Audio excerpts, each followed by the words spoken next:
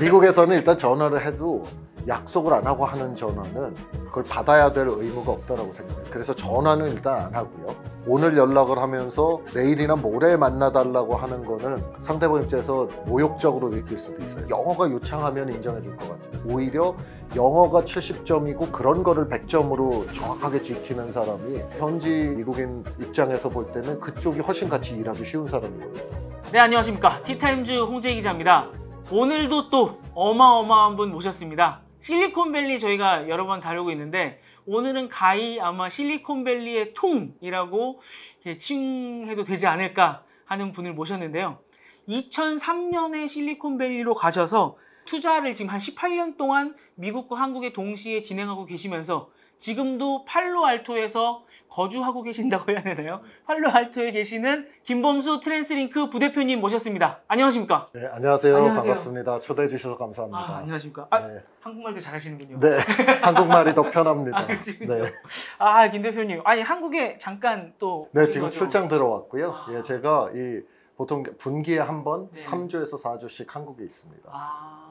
야, 그러면은 이렇게 1년에 한 3, 4달 정도밖에 안 계시는 건데, 네, 그 사이에 또 우리 티타임즈 구독자분들을 만나 뵙기 위해서 또 이렇게 나와주셨습니다. 감사합니다. 네, 이렇게 티타임즈 같은 힘 있는 매체에서 저를 불러주셔서 제가 오히려 감사드립니다. 감사합니다. 저희 14만 구독자님들이 저희의 힘입니다. 꽤 많은 경력이 있으셔서 간단하게 좀 직접 설명해 주실 수 있을까요? 네, 그렇게. 저는 그 연세대학교에서 전기공학 공부했고요. 첫 직장은 삼성이었습니다. 그래서 삼성에 입사를 해서 한 5년 정도를 삼성에서 근무를 했는데 약간 그 대기업의 일원으로 사는 게 저한테 좀 성격에 그렇게 맞지를 않더라고요. 그래서 99년에 회사를 떠나서 2000년에 당시에 그 국내에서 제일 컸던 벤처캐피탈이 KTB 벤처캐피탈에 들어가서 이제 한 3년 반 정도 국내에서 투자를 하다가 2003년에 KTB의 미국 법인인 KTB 벤처스로 옮겨서요. 그래서 그때 이제 실리콘밸리에 나가서 그때부터 2008년까지 실리콘밸리 스타트업에 투자를 했고요. 그 다음에 이제 2009년에는 제가 거기서 스타트업을 창업을 해서 거기서 이제 벤처 펀딩 받고 이렇게 투자 받고 해서 제가 한 6년 반, 7년 가까이 제가 회사를 운영을 했어요.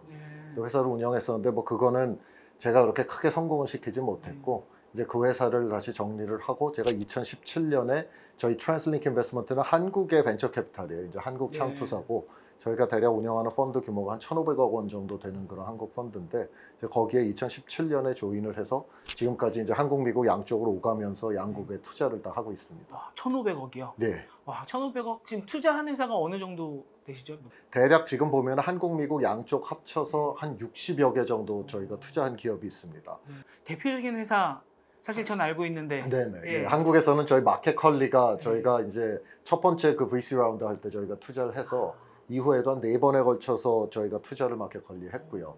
그다음에 이제 그 이후에 뭐 대부분 한국 유니콘 기업들이 다 그렇지만 이제 마켓컬리도 이제 시리즈 B부터는 전부 외국 자본, 해외 자본들이 이제 쭉 리드를 해주셨는데 그래서 이제 크게 들어올 수 있으니까. 예, 그렇죠. 이제 아무래도 지금은 또 많이 우리나라도 펀딩 사이즈가 커졌지만 사실 뭐 한 3년 전, 4년 전만 해도 뭐 500억, 1000억을 사실 국내에서 혼자 모으기는 어려웠거든요. 예, 그런데 컬리에 저희가 아직도 그 사회이사 자리를 갖고 있어요. 국내 투자자들 중에는. 세력 배상 받을 수 있는 지분 중에 좀 갖고 계시는군요. 네, 그렇습니다. 저도 그래서 올해 제가 출장 들어서 자가격리를 2번 했는데 거의 컬리로 살았습니다.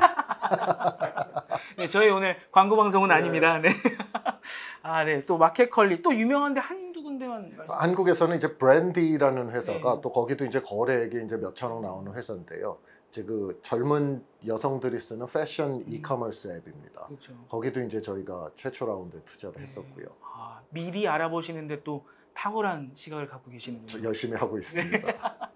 제가 이거 시작하면서 꼭 여쭤보고 싶은 게 하나 있는데 그 김 부대표님께서 다른 데 나와서 발표를 하신 내용 중에 제가 좀 인상 깊게 봤던 게 VC, 그다음에 스타트업 이쪽이 우리나라가 예전에는 크지 않았었기 때문에 미국에 처음에 가셨을 때만 해도 부러운 게 3가지가 있었다. 그래서 제가 간략하게 설명을 드리면 일단 미국 같은 경우는 스타트업 M&A가 굉장히 활발했고 그다음에 우수한 인재들이 스타트업 업계에 가는 거에 있어서 주저하거나 위험하다고 생각하지 크게 위험한 선택으로 생각하지 않았고요. 그렇죠. 그다음에 VC 규모 자체가 어마어마하게 컸다. 근데 하지만 중요한 건 지금 우리나라도 엄청나게 올라왔다라고 또 말씀을 해주셨거든요. 근데 지금 우리나라 펀딩 규모가 지금 대략 2019년, 제가 20년 숫자는 아직 안 갖고 있는데 2019년 기준으로 대략 한 7조 정도 되는 것 같아요. 근데 2019년 미국 VC 펀드, 그러니까 이게 지금 7조라는 게 전체 새로 결성된 VC 펀드를 말하는 거거든요. 기존 거 빼고요. 예. 그러니까 매해 결성이 되잖아요. 그게 이제 한 7조 정도 되고, 미국이 대략 19년 기준으로 70조에서 80조 사이, 그러니까 한 10분의 1 정도 되는 거죠, 우리나라가. 예, 그래서 그 정도면 그래도 옛날에 비하면 막 20배, 30배 될 때보다는 많이 따라온 겁니다. 일단 한국 지금 VC와 스타트업이 이 정도까지 올라왔다는 거 유념을 하시면서 오늘 이 주제에 관련해서는 천천히 한번 또 말씀을 나눠볼 테니까요. 네. 일단 시작으로 네네. 그 실리콘밸리 하면 사실 제일 궁금한 게 우리가 실리콘밸리에 갈 수 있냐도 네네. 궁금하고, 실리콘밸리는 우리랑 어떤 문화가 다를까, 이 부분들이 많이 궁금하거든요. 네네. 그래서 제일 먼저 또 저희가 와닿는 거는 이 영어 아닙니까? 네네. 네, 한국에서는 한국어를 쓰니까 그렇죠. 네, 창업해서 뭐 사업을 한다고 하면 하다못해 뭐 전화 돌리는 것도 한국어를 할 수 있는데, 네네. 미국 가면 당장 영어 해야 되니까 그렇죠. 일단 영어를 어느 정도 해야 좀 미국 가서 성공할 수 있는지가 네네. 궁금하실 것 같아요. 네네. 이제 보시는 분들은 앵간히는 좀 하시거든요. 그렇죠. 네, 근데 어느 정도까지 해야 내가 실리콘밸리에 도전할 수 있냐 좀 네네. 여쭤보겠습니다. 네. 이 영어에 대한 질문을 저도 굉장히 많이 받아요. 네. 많이 받고, 또 한국 사람들이 좀 그 해외 나갈 때 뭔가 우리가 영어를 되게 이렇게 좀 완벽하게 하지 못하면 못하는 거다라고 이제 생각을 많이 하잖아요. 네. 그래서 그런데 저는 결론부터 제 생각을 말씀을 드리면, 영어가 중요하긴 중요합니다. 네. 사실 영어 능력이 어느 정도 수준을 넘지를 못하면 기본적으로 가서 내가 사업을 한다는 게 되게 어렵잖아요. 사실 자기 일상생활 하기도 쉽지가 않은데, 다만 그 영어가 요구되는 수준이라는 게 사실은 한국에서 고등학교, 대학교를 나온 일반적인 정규 교육 과정을 쭉 거친 분들은 저는 그 정도 미국에서 사업을 할 수 있는 수준의 영어는 어느 정도 능력이 다 되신다라고 생각을 해요. 예, 근데 그거에 대한 평가가 우리가 굉장히 박해요. 그것은 자기 스스로에 대해서도 굉장히 박해요. 그러니까 사실은 잘 할 수 있는데 막 우리는 머릿속에 너무 이렇게 무슨 미국 영화나 드라마에 나오는 진짜 네이티브 스피커처럼 해야 된다라고 생각을 하는 거죠. 샬라 근데 저도 사실은 제가 이제 미국에서 18년을 살았고 일을 쭉 하고 있고요. 그다음에 제가 미국에 이미 18년 전에 갈 때도 저는 평균보다 영어를 훨씬 잘하는 상태에서 갔어요. 제가 이제 공학 전공자인데 그때 제가 이제 88학번이거든요. 근데 그때 제가 대학교 4학년 때 토익 시험을 봤을 때 900 몇십 점을 받았어요. 근데 그때는 사실 공대 전공이, 지금은 뭐 너무 그런 게 흔한데 그땐 그게 굉장히 높은 점수였거든요. 근데 저는 시험 보는 영어보다도 되게 이렇게 말하는 영어에 좀 더 자신이 있는 편이었어요. 그래서 그러고 갔는데도 지금 18년 동안 거기서 영어로 말을 하고 일을 하고 영어 콘텐츠로 소비를 하면서 그렇게 살고 있는데도 아직도 한국말이 편해요.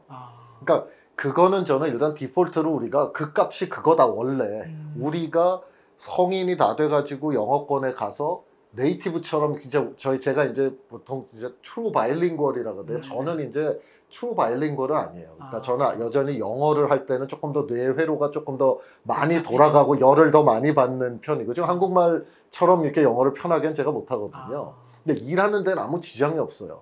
일하는 데는 지장이 없는데 내가 한국말로 표현할 수 있는 어떤 표현의 범위가 100이다라고 하면 영어로 하는 거는 제 생각엔 제가 한 60, 70 그 정도 되는 거죠. 근데 그래도 할 수는 있어요. 다만 거기서 연습은 해야 된다. 왜냐하면 우리가 한국에서 계속 일을 하면 한국말을 쓰잖아요. 네네. 저만 해도 이렇게 미국에서 오래 살았어도 한국에 3주 출장 있다가 들어가면 꼬이시나요? 제가 애들이랑 집에서 영어로 얘기를 할 때 말이 꼬입니다.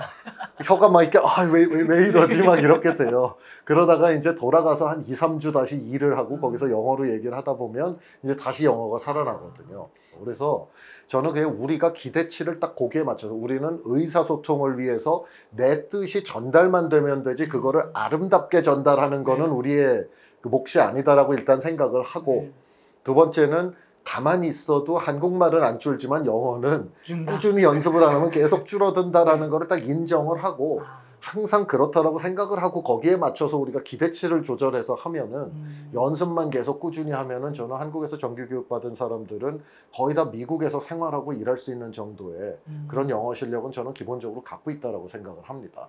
그러면 지금 이걸 보고 계시는 사업을 벌리시려고 하는 분이던가 아니면 미국 진출을 하고 싶으신 분들도 너무 기대치를 영어를 높게 안 두고 하지만 꾸준히 계속 노력을 하시면은 미국 가서 사업하시는데 크게 문제 없을 것이다라고. 네이티브 스피커들이랑 대화를 할 때는 그쪽은 내가 대충 순서고 뭐 문법이고 상관없이 어쨌든 어느 정도 의미 전달하는 그 설계만 하면 문장을 그거 알아듣거든요. 그래서 오히려 거꾸로 진짜 어려운 건 미국 네이티브 스피커랑 할 때가 아니라 영어가 외국인인 사람끼리 영어로 할 때가 더 힘들어요. 서로 사실 따지고 보면은 저희도 지금 한국말 하고 있지만 어순이나 이런 거 무조건 맞춰서 하는 거 아니거든요. 그렇죠. 문법적으로 이거 다 스크립트 써놓고 보면 틀리는 말도 많이 할 거예요, 우리가. 사실 그러니까 한국어에 대해서는 근데 저희가 그렇게 수준이 낮다고 생각은 안 하잖아요. 그렇죠. 영어 쓸 때도 이렇게 기죽을 필요 없다라고 받아들여요. 저는 그렇게 생각하고요. 더 중요한 것은 결국 내가 말하고 싶은 거의 내용을 잘 알고 있느냐가 저는 더 중요한 것 같아요. 그러니까 자기가 하고 싶은 거에 뭘 말하고 싶고 자기가 어떤 그 내용에 대해서 토론을 하고 싶은지를 확실히 거기에 대한 지식이 많으면 어떻게 단어를 막 이렇게 얼기설기 놓고 해도 그게 의사소통이 되거든요. 아니, 그렇지 않으면 그 많은 엔지니어들이 보통 일반적으로는 공대나 이렇게 과학적 공부하는 분들이 언어 공부를 조금 수학을 더 많이 하셔야 되니까 좀 시간을 적게 투입을 하시잖아요. 근데 그분들이 그걸 어떻게 저희 실리콘밸리 와서 다 일을 하시겠어요, 엔지니어로서. 뭐 손짓발짓 쓰고 그려가고 뭐 이럴 수도 있는 거거든요. 예, 그래서 저는 오히려 자기가 말하려는 내용, 그 전문성이 더 있는 게 저는 훨씬 더 중요하다, 영어보다는. 다만 아예 기본도 안 되시면 그건 어렵고요. 그렇죠. 예, 근데 뭐 그건 다 한국에서 교육받으면 다 어느 정도는 되는 것 같아요. 김 부대표님은 잘하시니까 저렇게 말씀하시라고 할 수 있지만 보시는 분들 잘 생각해 보시면 해외여행 갈 때 여행할 때 꼭 필요한 영어가 나 잘 안 되는 것 같아 라고 생각을 하다가도 예를 들어 뭐 Do you know 싸이라고 물어보시거나 Do you know BTS 한 다음에 그 뒤에 얘기들은 얘기 통해요. 네. 그거 아시는 분 외국 사람들 만나면 BTS 얘기하고 하다 보면 나도 모르게 영어를 하고 있단 말이죠. 그렇죠. 네, 그럼 사업도 자신 있는 쪽의 분야를 이야기하다 보면은 뭐 영어가 엄청 유창하지 않아도 분명 통하실 것 같습니다. 네네. 아니, 제가 평균보단 잘하는 상태에서 갔지만, 그러니까 뭐 당신은 그 편한 얘기지, 우리는 그렇지 않다라고 말씀을 하실 수도 있는데, 진짜 그렇지 않은 게 제가 이제 미국에서 창업을 했었잖아요. 그때 저 빼고는 다 미국 직원이었는데, 자기네들끼리도 말을 이해 못할 경우도 있어요. 그래서 이제 저는 어쨌든 제가 이제 창업자고, 그러니까 약간 이렇게 한 10명이 이제 미국에서 이제 all hands라 그러죠. 전 직원이 이제 일주일에 한번 모여서 이렇게 잡담도 하고 좀 일 얘기하고 그러는데, 그걸 할 때 무슨 대표, 제가 이제 그때 공동 창업자 중에 스탠포드 나온 그 백인 미국인이 이제 대표였는데, 그때 그 친구가 뭐라고 얘기를 했는데, 저는 이게 무슨 얘기지? 그러니까 난 무슨 얘기인지 못 알아듣겠는데, 그런데 못 알아들은 게 창피할까봐 사실 가만히 있었어요. 근데 또 MIT 나온 다른 미국 직원이 그 이제 CEO 하던 친구 이름이 제프였는데, 야 제프, 나는 못 알아들었는데 네가 무슨 얘기하는 거지? 그러는 거예요. 그랬더니 제가 그때 아하 모먼트가 있었죠. 이 얘네들끼리도 못 알아듣는구나. 그러면은 나도 못 알아들 때 그냥 못 알아듣겠다고 너 다시 말해봐, 그래도 그 상관이 없겠다라고 그때 좀 깨달았죠. 그래서 이게 문화가, 한국은 왜 그런 말 하잖아요. 개떡같이 말해도 찰떡같이 알아들어야 된다. 이건 사실 청자한테 이거를 받는 그 책임이 있는 건데, 미국은 말하는 사람이 상대방이 알아들었는지를 확인을 해야 되는 문화예요. 그래서 미국이 수업 시간에도 너무나 뻔한 것도 못 알아듣고 선생님한테, 교수한테 다시 질문을 해도 교수가 그걸, 한국 같으면 예를 들어 야 너 아까 내가 설명했는데 왜 또 그걸 질문해, 이럴 텐데 못 알아들을 수 있지, 그걸 설명해야 되는 것은 나의 의무다라고 생각을 하는 거죠, 가르치는 사람이.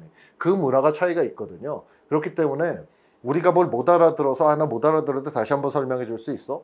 나 외국인이니까 조금만 천천히 얘기해 줄래? 이렇게 얘기를 하면 오히려 걔네가 더 부담스러워서 내가 말을 잘못했구나, 잘 설명해야지, 이렇게 하지, 야 넌 그것도 못 알아, 이런 얘기는 안 합니다. 그런 얘기를 들을 가능성은 진짜 없어요. 상사한테도 그렇게 물어봐도 되나요? 상사한테도 물어봐도 되는데, 제가 미국의 대기업에서는 일을 해본 적이 없어서 대기업 분위기는 모르겠어요. 스타트업에서 해도 됩니다. 네, 됩니다. 우리나라에서 우리나라 사람끼리도 잘 못 물어보죠. 이 상사한테는. 아니, 제가 창업했을 때 제가 상사인데, 창업자이고 이제 대표였는데, 미국 직원들 중에 제 영어를 브로큰 잉글리시라고 놀리는 친구들도 있었어요. 아니, 저 정도가 사실 브로큰 잉글리시면, 미국인이 볼 땐 다 브로큰이지 사실. 그렇잖아요. 근데 그렇게도 막 말하거든요. 그래서 스타트업에서는 괜찮고 제가 이제 구글, 페이스북 이런 좀 대기업에 가면 어떤지 제가 잘 모르겠습니다. 우리나라 같은 경우는 보통 카톡으로 얘기를 하거나 네. 아니면 기업 메신저로 얘기하거나 이런 것들이 조금 체득화되어 있는데 네네. 미국은 예전부터 보면 뭐 이메일로 소통을 네네, 하고 예. 좀 우리나라랑 그런 커뮤니케이션 하는 방법이 좀 다른 것 같아요. 네. 그러니까 영어뿐만 아니라 그런 문화의 좀 차이가 많이 있는 것 다르죠. 같은데 굉장히 어떤 많이 좀 차이가 다릅니다. 있을까요? 자, 일단 가장 다른 것은 전화는 안 한다고 보시면 돼요. 아 그래요? 예, 친구 사이가 아니면 일 때문에 제가 전화를 누구한테 아무 사전 합의 없이, 그러니까 몇 시에 통화하자라는 합의 없이 전화를 직접 돌리는 경우는 1년에 5번도 안 됩니다. 이게 예의에 어긋나는 일이죠. 아예 전화 자체는 안 한다고 그냥 딱 생각을 하는 게 더 맞아요. 정말 친한 사이거나 같은 회사에서 진짜 이렇게 좀 가까운 그 직원 관계가 아닌 다음에는 전화는 없다. 전화는 안 하는 거고요. 우리나라는 무조건 전화가 오피셜이잖아요. 걸면 받아야죠. 미국에서는 일단 전화를 해도 약속을 안 하고 하는 전화는 웬만하면 안 받습니다. 그걸 받아야 될 의무가 없다라고 생각을 해요. 네. 그래서 전화는 일단 안 하고요. 챗도 미국에서 이제 조금 굳이 따지면은 카카오톡에 해당되는 메신저 앱이 이제 왓츠앱이 그렇죠. 있잖아요. 네. 왓츠앱을 쓰는 경우는 있는데 그것도 업무상에 이렇게 쓰지는 않고 이런 경우에 써요. 그러니까 제가 예를 들면 저희 투자기업 미국인 대표랑 교신할 때 대부분 이메일로 하는데 예를 들면 좀 되게 간단한 건데 급하게 저한테 뭐 물어볼 거 있잖아요. 그런 거는 왓츠앱으로 하는 경우가 있어요. 근데 거의 100% 이메일이다. 이메일로 무조건 해. 그러니까 이게 얼마나 웃기냐면 한국 같으면 그러니까 한국식으로 보면 되게 비효율일 수도 있어요. 전화해서 홍 기자님 뭐 이거 어째요? 뭐 이렇게 하면 될 걸 이메일을 써서 돈건에 관해서 통화하고 싶은데 뭐 내일 3시에 시간 되세요? 이렇게 이메일을 주고받아야 돼요. 이메일을 주고받고 시간을 합의하면 캘린더로 초대를 보냅니다. 캘린더 그게 거의 완전히 이렇게 정립된 프로세스라고 이해를 하시면 돼요. 이메일로 교신을 하고 통화든지 대면 미팅이든지 이메일 상에서 오케이 그러면은 내일 모레 9시에 어디 스타벅스에서 만나자 이러면 미팅을 요청한 쪽이 통상 캘린더 초대를 보내면서 거기다가 몇 시에 이렇게 하고 장소 링크까지 다 걸어놔요. 그렇게 해서 캘린더에 올려놓으면 yes만 accept만 하면 그 다음에는 나는 뭐 그 사람이랑 무슨 대화를 했나를 기억을 할 필요 없이 그냥 그날 내 캘린더 쭉 열어서 보고 딱 미팅 누르면 아 요거는 몇 시에 어디 스타벅스는 이렇게 가는 거예요. 우리나라는 내가 일을 하고 있다 갑자기 전화가 오거나 요청이 많이 와서 그것 때문에 내일 못하는 경우가 많잖아요. 네네. 이렇게 좀 사전 약속이 되고 그 약속에 맞춰서 살다 보면은 여기는 급하게 내 일을 막 수정해야 될 일이 좀 적어지겠네요. 그게 없죠. 그래서 미국에서는 사실 그렇기 때문에 약속을 오늘 이메일 보내면서 너 내일 시간 돼? 이거는 상당히 결리에 가깝습니다. 미국에서는 보통 저희 동네 그냥 아주 안전하게 하는 거는 약속을 잡기 전에 언제 만나고 싶다라 그러면 2주 전. 보통 2주 전에 언제 시간 돼? 그러면서 만약에 오늘 연락을 하면서 내일이나 모레 만나달라고 하는 거는 상대방 입장에서 인서트로 느낄 수도 있어요. 모욕적으로. 그러니까 내가 굉장히 한가하다고 생각을 하나? 그래서 한국 사람이 미국에 가서 이렇게 미팅을 해달라고 할 때는 저는 권하는 것은 보수적으로 무조건 2주는 시간을 두고 요청을 해라. 그리고 2주까지 안 되면 그래도 일주일은 줘라. 월요일에 연락해서 수요일에 보자 그러지 말자. 그거는 제가 좀 상당히 강하게 좀 말씀을 드리고 싶어요. 만약에 창업을 하고 싶거나 뭐 누구를 만나고 싶어갖고 다짜고짜 우리 성격에 맞게 이 실리콘밸리에 가서 전화 돌리거나 이러면 아무도 안 만나주겠죠. 아무도 안 만나죠. 가기 전에 한국에서 이메일 다 요청해놓고 네네. 약속 쫙 잡아놓고 한 2주 전에 잡아놓고 그 다음 실리콘밸리에 가야 그렇죠. 사람 만날 수 있겠죠. 그러니까 이게 아까 우리가 이제 영어 얘기를 했잖아요. 네. 근데 우리가 흔히 말하는 게 영어가 유창하면 인정해 줄 것 같죠. 근데 사실은 영어가 아무리 유창해도 거기서 그렇게 서로 상대방에 대한 존중하는 어떤 그 프로토콜이 있거든요. 그런 게 지금 말씀드린 것처럼 절대 먼저 전화 안 하고 챗앱 같은 거 안 쓰고 이메일로 먼저 정중하게 상당한 시간을 두고 면담을 요청을 하고 면담을 요청할 때 왜 면담하고자 하는지 시간이 얼마나 필요한지 이런 거를 정확하게 적시를 하고 요청을 하고 억셉트가 됐을 때는 캘린더 초대를 그 사람 이메일로 보내서 이렇게 합의를 이거는 거의 완전히 정해진 프로토콜이라고 보시면 돼요. 거의 모든 프로페셔널 미팅에서. 그렇기 때문에 그거를 안 하면서 영어를 잘한다고 그쪽에서 우리를 그러면은 글로벌한 파트너를 인정해 주지 않고 오히려 영어가 70점이고 그런 거를 100점으로 정확하게 지키는 사람이 훨씬 더 현지에 있는 그 미국인 입장에서 볼 때는 그쪽이 훨씬 같이 일하기 쉬운 사람인 겁니다. 이메일 보낼 때는 그러면 우리나라에서는 편지 보내는 이 수업을 어렸을 때부터 받았기 네네. 때문에 딱 날씨 형식의 얘기부터 해야죠. 네, 이렇게 그렇게 뭐. 좀 그렇게 많이 네. 하잖아요. 근데 그렇게 하면은 너무 비효율일 것 같은데요. 미국은 짧겠습니다. 그 처음에는. 아이스 브레이킹 하는 말에 아. 한두 문장은 들어가요. 네. 근데 한국처럼 그 썰이 그렇게 길지는 않아요. 특히 원래 이미 알고 있는 사이면 네. 이렇게 얘기를 할 때 거의 그냥 본론이에요. 아. 무슨 뭐 요즘 잘 지내니 가족은 안녕하고 네. 뭐 건강하지 이런 얘기는 아는 사이에서는 네. 거의 없고 그냥 단도직입적으로. 아. 그래서 보통 이메일이 한 줄, 두 줄, 어. 길면 세 줄, 맨 뒤에 그거는 쓰나요? 뭐 누구로부터 뭐 이거는 쓰나요? 자기 이름 쓰고 아, 뭐 이름은 약간 쓰나요? 뭐 best regards나 아, 뭐 그거는 쓰나요? 예, 그런 거 정도는 쓰는데 아. 그것도 보통 귀찮아서 네. 자기 그 이메일 시그너처를 지정을 할 수가 있잖아요. 네. 그러니까 그거는 그냥 내가 이메일 쓰면 본문만 쓰면 그게 붙는. 다 들어가요. 네. 보통 그렇게 하죠. 아. 네.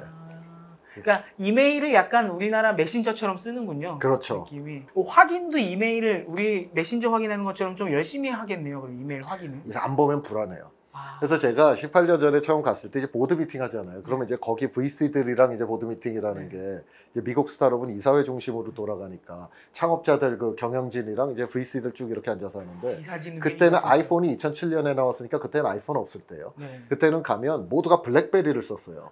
그죠. 그 블랙베리 이제 그 콜트 키보드, 그 피지컬 키보드가 있고 저거 하자, 다다다다 이렇게 하잖아요. 그러면은 진짜 신기하게 전화는 안 받으니까 사실 어떻게 보면 그게 그거야. 전화를 받나 그걸 하나. 전부 다 보드 미팅 하고 있는데 막 대표 발표하고 있는데 여기서 이렇게 블랙베리로 막 이렇게 타이핑하고 있는 거예요.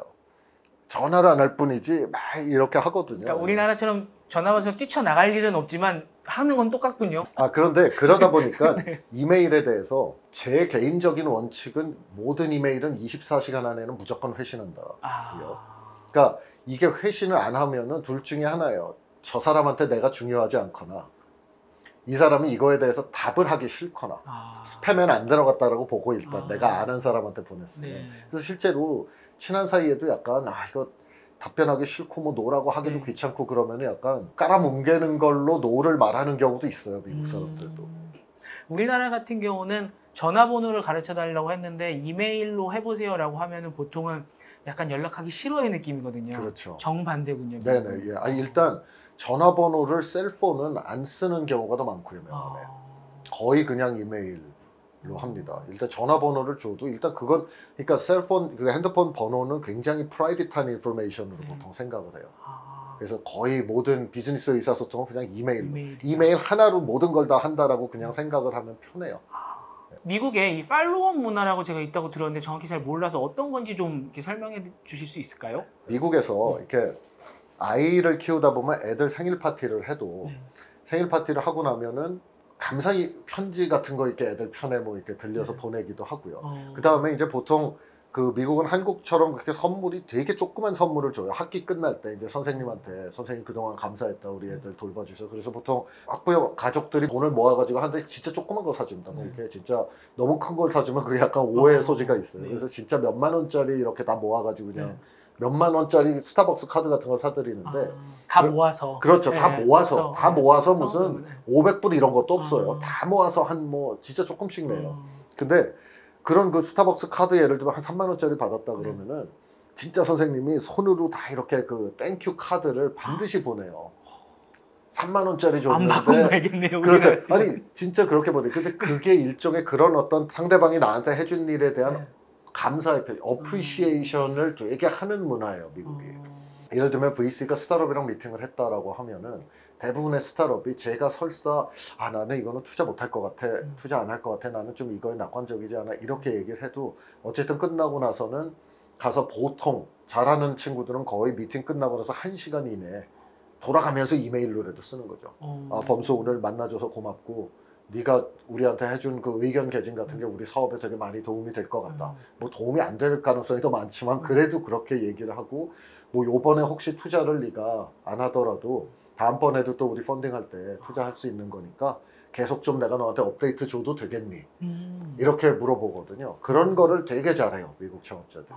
그리고 저 같은 경우도 이제 아예 제가 저한테 피치를 한 스타트업한테 끝나자마자 제가 그냥 감사 이메일을 써요.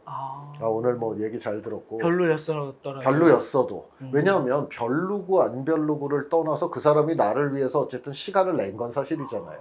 나한테 투자를 받으려고 한 거지만 어쨌든 시간을 내준 거잖아요. 그러니까 상대방의 시간에 대한 어프리시에이션, 그거에 대한 감사, 이게 굉장히 발달되어 있는 문화예요. 특히 어떤 경우가 더 감사 표시를 잘해야 되냐면은 한쪽이 일방적으로 도움을 주는 경우. 그러니까 예를 들면 뭐에 대해서 좀 네 조언이 필요한데 시간 좀 내줄 수 있니? 이런 경우 사실 그쪽이 날 안 만나줘도 아무 상관없는 거잖아요. 그렇죠. 빚진 것도 없고 내가 그 사람한테 당장 도움을 줄 것도 없고. 이제 그런 경우에 시간을 내줬을 때는 정말로 끝나자마자 아주 좀 극진한 감사의 표시를 해야 돼요. 그게 미국이 이렇게 문화적으로 드라이해 보이니까 안 그럴 것 같지만 제 경험상 보면은 그런 거를 되게 잘하는 사람이 계속 더 좋은 사람들을 만나서 거기서 이렇게 사람에서 사람으로 이어지는 인연을 더 잘 활용을 할 수가 있어요. 그게 굉장히 중요합니다. 근데 제가 경험상 해보면 우리는 사실 그런 문화가 없잖아요.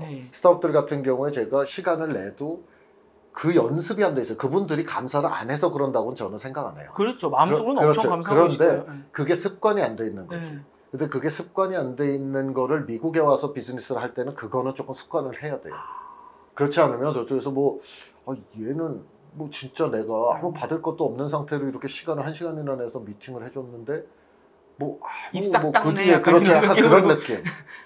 네, 그 팔로우업이 있는 게 기본 프로토콜이기 때문에 그거는 진짜 많이 바꿔야 돼요. 미국에서 비즈니스 할 때. 근데 오히려 우리 같은 입장에서는 내가 너무 오바하나 좀 이렇게 생각을 하거든요. 네네. 괜히 또 내가 시간 한번 뺏었는데 또 내가 이거를 보내면은 답장 주셔야 될 것 같고 괜히 귀찮게 하기 좀 미안해서 네네. 그냥 조용히 넘어가는 경우가 많은데 그러면 안 되겠군요. 그렇죠. 근데 저는 한국에서도 막상 그렇게 해버릇하면 네. 그것 때문에 욕은 안 한다고 생각합니다. 아 그렇죠, 사람들이. 그렇죠. 네. 그러니까 욕 안 하면 우리 입장에서 마이너스 다운사이드는 없는 거 아니에요? 감사 인사하는 거. 그렇죠, 그렇죠. 아니 솔직히 왜 웃는 낯에 침 못 뱉는다고 자기 만나줘서 고맙다 그러는데 그걸 뭐 이런 인간이다 있어 이럴 사람은 없잖아요. 대부분은 다 이 사람은 참 예의가 바른 애라든지 참 되게 감사를 잘하는구나 이렇게 생각을 하겠죠. 저는 한국에서도 먹힌다고 생각합니다. 정말 이거는 유념하셔야 될 게 아닌가 생각이 들고요.